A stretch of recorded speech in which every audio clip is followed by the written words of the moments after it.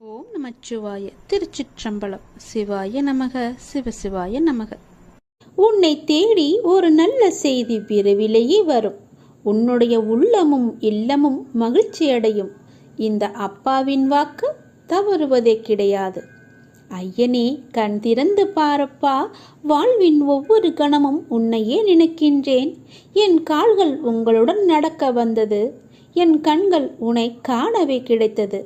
இந்த பிறவியிலேயே உனக்காக உண்டானது. இறைவா, என் உடலில் ஒரு சொட்டு உதிரம் இருக்கும் வரையிலும் உன்னை காணும் வரம் வேண்டும். அருள் புரிவாய் அப்பாவே. ஆபத் பாந்தவனே, இன்பம் தருபவனே, ஈகை அளிப்பவனே, ஓல்வினையை அளிப்பவனே, நீங்களே எங்களை பார்த்து கொள்ளுங்கள் அப்பா என்று அவரிடம் நீங்கள் சரணடைந்து விடுங்கள். நான் ஒவ்வொரு மனிதனிடமும் பேசிக்கொண்டிருக்கிறேன். அவர்கள்தான் என்னை அறிந்து கொள்ள முடியாமல் தவித்து கொண்டிருக்கின்றனர். எப்பொழுதுமே பேசிக்கொண்டேதான் இருப்பேன். நான் யாரிடம் பேசினேன் என்பது அல்ல கேள்வி. யார் யாரெல்லாம் நான் பேசியதை கவனித்தார்கள் என்பதுதான் என்னுடைய கேள்வி. நீங்கள் என் பேச்சை கவனித்தீர்களா? இல்லை, இந்த காதில் வாங்கி அந்த காதில் விட்டீர்களா என்று நீங்களே கொஞ்சம் யோசித்து பாருங்கள். என் பேச்சை கேட்டிருந்தால் இப்படி இன்று இது ஆகியிருக்காது. உங்களோடு தொடர்பு கொள்ள இந்த பரந்த அண்டம், இந்த பிரபஞ்சம் முழுவதுமே நான் இயங்கிக் கொண்டிருக்கிறேன். ஆகவே இனிமேலாவது நான் பேசுவதை கவனமாக கேளுங்கள். போகிற போக்கில் நீங்கள் போக வேண்டாம்.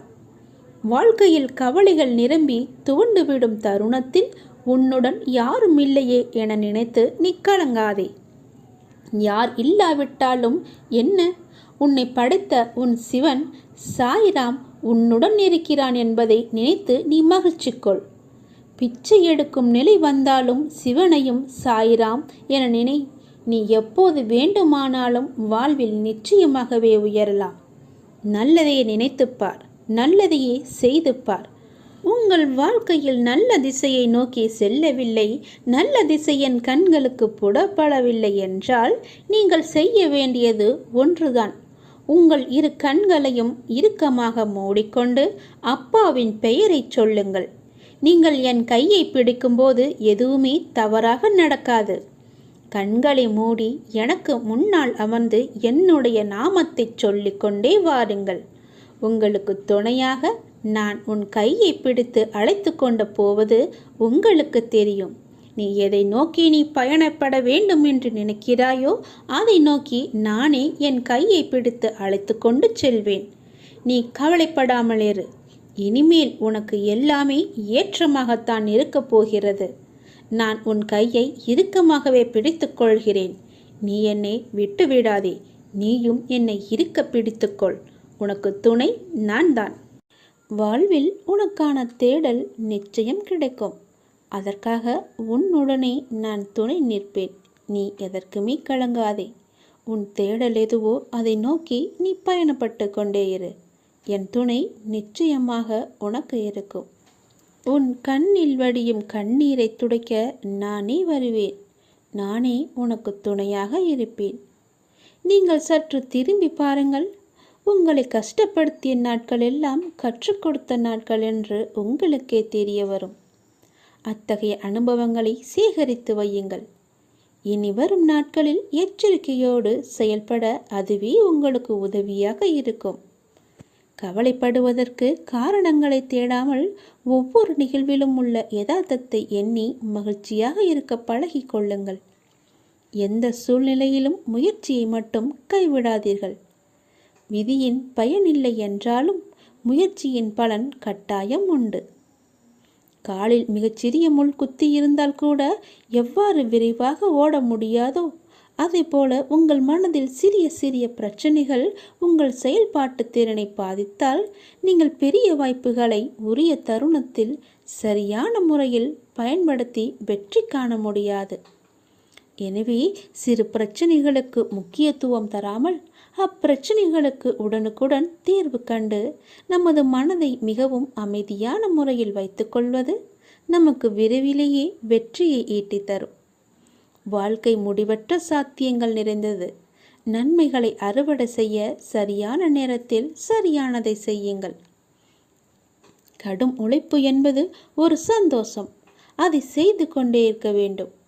வெகு நிச்சயமாய் ஏதோ ஒரு கணத்தில் அந்த கிரீடத்தை தலையில் வைக்கும். அந்த கணம் யாருக்கும் கிரீடம் என்று தெரியாது. ஆனால் உழைப்பவர்களுக்கு கிரீடம் நிச்சயமாகவே உண்டு. ஒருபோதும் உழைப்பவர் தோற்று போக மாட்டார். உழைப்பவருக்கே உழைப்பின் அருமை தெரியும். ஆகவே உழைப்பதை ஒரு வைராக்கியமாக கொண்டு உழைத்து வெற்றி பெற்று நீங்கள் வாழுங்கள்.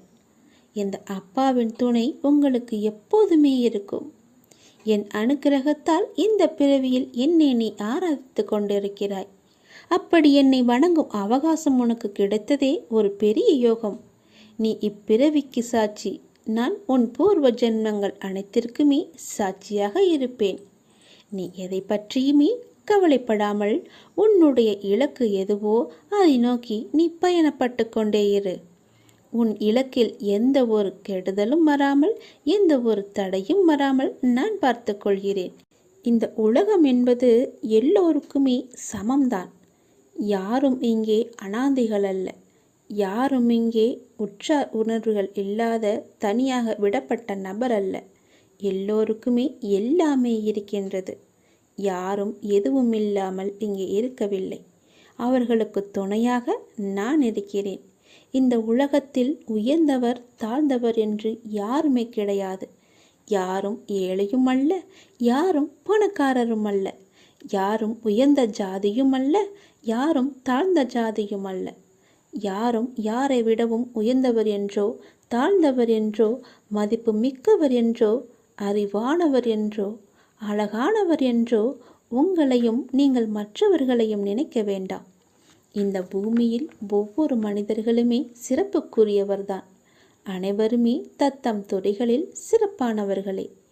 வெட்ட வெளியில் உச்சி வெயிலில் வியர்வை சிந்த நிலத்தில் உழைத்து களைப்பவர்கள் ஆணாக இருக்கட்டும் பெண்ணாக இருக்கட்டும், யாவருக்குமே எல்லோருக்குமே உள்ளதை போல் சுயமரியாதை, கோபம், வலி, மகிழ்ச்சி, பசி, உறக்கம், இழிச்சொல்லின் வலி, புறக்கணிப்பின் வலி போன்ற தனிமனித உணர்ச்சிகள் அத்தனையும் அனைவருக்குமே உண்டு.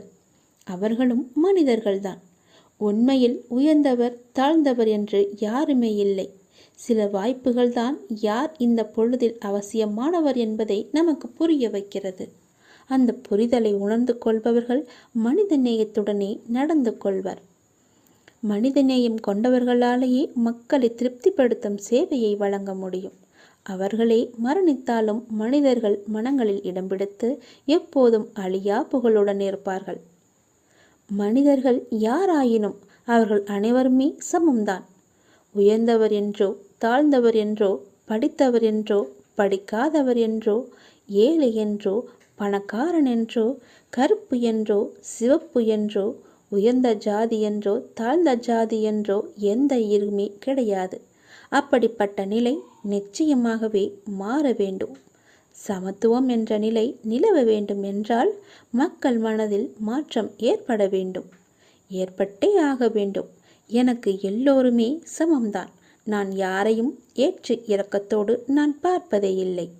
அது நம்மிடமிருந்தே தொடங்குவோம். இனி ஒரு உலகம் புதிதாக அமைப்போம். நிகரான மனிதர்களை மதிப்போம். நாமாக வாழ்வோம். முதலில் மனிதனாக வாழ்வோம். நான் யாரையும் ஏற்றம் இரக்கம் கொண்டு பார்க்காமல் அனைவரையும் சமமாகவே பார்க்கிறேன். எல்லோருமே என்னுடைய குழந்தைகள்தான். நீங்களும் அப்படியே பாருங்கள். நீ எப்பொழுதும் அமைதியாகவே இருக்கக்கூடாது. யார் உன்னை கீழே நோக்கி விழ செய்தார்களோ அவரை நோக்கி நீ மேலே எழு. எதற்காகவும் தயங்கி போய் கூனி குறுகி நிற்காதே. உனக்கு துணையாக உன் அப்பன் ஈசன் நான் இருக்கிறேன். நீ கவலையின்றி தைரியமாக மேலே எழுந்து வா. நீ மேலே எழும்புவதற்கு என்னுடைய கையை தருகிறேன். என் கையை பிடித்து கொண்டு நீ மேலே எழுந்து வா. நீ ஒரு இடத்தில் அவமானப்படும் போது கூனி குறுகி நிற்காமல் அவதாரம் எடுத்து காட்ட வேண்டும். கீழே வீழ்கின்ற போது விஸ்வரூபமாக எழ வேண்டும். உன் மனம் புண்படுகின்ற போது எல்லாம் புன்னகை செய். அதுவே அவர்களுக்கு மிக பெரிய தண்டனையாகிவிடும். நீ அவர்களிடம் வாதாடுவதை விட்டுவிட்டு நான் அவர்கள் முன்னையில் வாழ்ந்து காட்டுவேன் என்ற சபதம் எடு. நீ அன்பிற்காக ஏங்கி தவிக்கும் ஒரு இதயத்தை எந்த நிலையிலுமே அலட்சியப்படுத்தாதே. உன்னுடைய அன்பிற்காக ஏங்கி தவிக்கும் பல பேர் இருக்கின்றனர். உன்னை உயிராய் நினைக்கும் உறவு உன்னை விட்டு போகப் போகிறது. அதனால் உன்னுடைய கோபத்தை நீ விட்டுவிடு. அலட்சியப்படுத்தாதே அவர்களை. ஏனெனில் அதனை விட இவ்வுலகில் பெரிய பாவம் எதுவுமே இல்லை. உன்னை நம்பி வந்த உறவு அது. ஒருவனிடம் தர்ம சிந்தனை இருக்கும் பொழுது அந்த தர்மமே அவன் எதிர்காலத்தை பார்த்து கொள்ளும். ஏனென்றால் ஒரு மனிதன் என்ன பிரார்த்தனை செய்தாலும், எத்தனை மந்திரங்கள் உரியேற்றினாலும், எத்தனை அபிஷேகங்கள் யாகங்கள் செய்தாலும் கூட அவனிடம் உதவும் குணம் இல்லையென்றால் இறையருளை பெற முடியாது. ஒரு மனிதன் இறையருளை பெற வேண்டுமென்றால், ஏன் இறை நம்பிக்கை இல்லாவிட்டாலும் கூட பரவாயில்லை, தர்ம குணமும் பிறருக்கு உதவும் குணமும் இருந்துவிட்டால் போதும். இவன் இறைவனை தேடி போக வேண்டியதில்லை. அந்த இறைவனை இவரை தேடி வந்து விடுவார். இவன் இல்லம் நோக்கி வந்து விடுவார். எவன் அதிக அளவு தர்மம் செய்கிறானோ அவனிடம் இறையே வந்து கையேந்தும். அந்த அளவுக்கு தானத்திற்கு அவ்வளவு ஒரு மகிமை. பக்தினி, நீ இப்போது ஏன் குழம்பி போயிருக்கிறாய்? உனக்கு என்ன வர வேண்டும்? உனக்கு ஆரோக்கியம், பொருளாதாரம், மன நிம்மதி எதுவாக இருந்தாலும் என்னிடம் கேள். நான் உனக்கு தருகிறேன். நீ யாரிடமும் போய் கையேந்த வேண்டாம். நீ கவலைப்படாதே. யாரிடமும் கையேந்தும் நிலைப்படி நான் உன்னை வைக்க மாட்டேன். உன்னுடைய எல்லா பிரச்சனைகளுமே நான் தீர்த்து விடுகிறேன். என்னை நம்பு. என்னை முழுவதுமாக நம்பு. ஒரு முறையாவது, தினமும் ஒரு முறையாவது என்னுடைய பெயரை சொல்லி என்னை கூப்பிடு. உன் குழப்பங்களுக்கு எல்லாவற்றிற்குமே நான் விடை தருகிறேன். உனக்கு என்ன வர வேண்டும் கேள். நான் உனக்கு தருகிறேன். எடுத்துக்கொள். சந்தோஷமாக வாழ். எல்லாவற்றையுமே சிவனிடம் ஒப்படைத்து விடுங்கள். ஓம் நமச்சிவாய என்ற மந்திரமே உன்னுடைய வாழ்வின் தந்திரம் என்பதை மறந்து விடாதே. முதலில் கஷ்டத்தை வெளியே சொல்லாதே. நீ காலனை தேடிச் செல்லாதே. கவலைகளை மனதில் கொள்ளாதே. கற்பத்தில் உயிரை கொள்ளாதே. கண்டதை உணவாக உண்ணாதே. கண்டவர்கள் மனதை கில்லாதே. காசுக்காக தன் மானத்தை இழக்காதே. கலங்கி யாரிடமும் நிற்காதே. கள்ளமுள்ளோரை கண்டு திரும்பாதே. கற்பனையில் மூழ்கி ஏங்காதே. கால் போன போக்கிலே போகாதே. கர்மத்தை கையில் ஏந்தாதே. காலம் கடந்து பெருமூச்சு வாங்காதே. கடவுள் மீது ஒருபோதும் பழி போடாதே. நான் சொல்வது எல்லாம் விளங்குகிறதா? உன்னுடைய கஷ்டத்தை முதலில் நீ வெளியே சொல்லக்கூடாது. காலனை தேடி செல்லக்கூடாது. தானாகவே வரட்டும் என்று விடு. கவலைகளை மனதிலேயே கொள்ளாதே. கற்பத்திலேயே ஒரு உயிரை கொல்லக்கூடாது. அது மிக பெரிய பாவம். கண்டதையும் உணவாக உண்ணாதே. உன்னுடைய வயிற்றுக்கு எது பொருந்துமோ அதை மட்டுமே உண்ணு. கண்டவர்கள் மனதை கில்லாதே. அடுத்தவர்களுடைய மனதை புண்படுத்தாதே. காசுக்காக உன்னுடைய தன்மானத்தை நீ இழக்கக்கூடாது. தன்மானம் முக்கியம். நீ யாரிடமும் போய் கலங்கி நிற்காதே. எனக்கு யாரும் இல்லை என்று சொல்லாதே. கள்ளமுள்ளோரை கண்டு திரும்பாதே. அதாவது வஞ்சக எண்ணம் உள்ளோரை கண்டால் நீ உடனே திரும்பி வந்துவிடு. அவர்கள் முகத்தை கூட பார்க்காதே. கற்பனையிலேயே மூழ்கி ஏங்காதே. பேராசைப்படக்கூடாது என்கிறார். கால் போன போக்கிலே போகாதே. எங்கு வேண்டுமானாலும் போகலாம். கால் போன போக்கில் போனால் செல்ற இடம் கூட தெரியாது. கர்மத்தை கையில் ஏந்தாதே. நல்லதை மட்டுமே செய். உன் கர்மா எல்லாமே அழிந்துவிடும். காலம் கடந்து பெருமூச்சு வாங்காதே. நேரம் உள்ள போதே தூற்றிக்கொள். நேரம் போனால் பிறகு கிடைக்காது. நேரம் மிக அற்புதமானது. திரும்பி வராது. கடவுள் மீது ஒருபோதும் பழி போடாதே. யான் கேட்டு என் கடவுள் எனக்கு செய்யவில்லை என்று அவரை நீ திட்டாதே. அவருக்கு தெரியும் உனக்கு எப்போது எப்படி செய்ய வேண்டும் என்று. கடவுளுக்கு தெரியும். அவருக்கு தெரியாமலையா நீ வந்தாய்? கடவுள் மீது ஒருபோதுமே பழி போடும் எண்ணத்தை விட்டுவிடு. அவன் அப்பா எல்லாவற்றையுமே பார்த்து கொள்வார் என்ற நம்பிக்கையோடு இரு. நீ நினைத்த செயல் விரைவிலேயே என் ஆசையுடன் நடக்கப் போகிறது. உன்னை சரியான நேரத்தில் நான் கரம் குழித்து இழுத்து வந்து விட்டேன். நீ பயப்படாதே.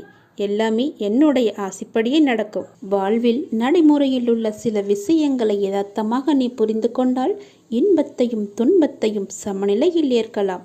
நீ முயற்றுப்பார். என் துணையோடு எல்லாவற்றையுமே போராடிப்பார். போராட்டமே இல்லாத வாழ்க்கை இங்கு யாருக்குமே அமைவதில்லை. போராட்டத்தை சந்திக்காத எந்த உயிரும் இந்த பூமியில் வாழ முடியாது. தெரிந்து கொள். பிறந்தது முதல் இறப்பது வரை போராட்டம் இருந்து கொண்டுதான் இருக்கிறது. பிறந்த குழந்தை கூட அழுகை என்னும் சத்தம் செய்துதான் தன்னுடைய தேவைகளை பூர்த்தி செய்கிறது. போராட்டத்தில் பிறந்து போராட்டத்தில் வளர்ந்து போராட்டத்தில் மடிவதுதான் வாழ்க்கை. இன்று மனிதன் போராட்டம் இல்லாத வாழ்க்கை வாழ ஆசைப்படுகின்றான். அதைத்தான் விரும்புகின்றான். வாழ்க்கையில் தங்கள் குறிக்கோளை நிலைநிறுத்தி கொள்ள ஒவ்வொரு மனிதனும் இவ்வுலகில் போராட வேண்டியிருக்கிறது. பூந்தோட்டத்தில் ஒவ்வொரு நாளும் புது புது மலர்கள் பூப்பதுண்டு. ஆனால் அவை நிலைப்பது இல்லை. அது நியதியும் இல்லை. அதுபோலத்தான் வாழ்க்கை என்னும் பூந்தோட்டத்தில் ஒவ்வொரு நாளும் புது புது மலர்களாக பூத்து கொண்டிருக்கிறோம். எவ்வாறு பூந்தோட்டத்தில் மலர்ந்த ஒரு பூ நிலைப்பது இல்லையோ அது போலத்தான் வாழ்க்கையும். போராட்டங்கள் இல்லாமல் வாழ்வில் எதுவுமே வெற்றி பெற முடியாது.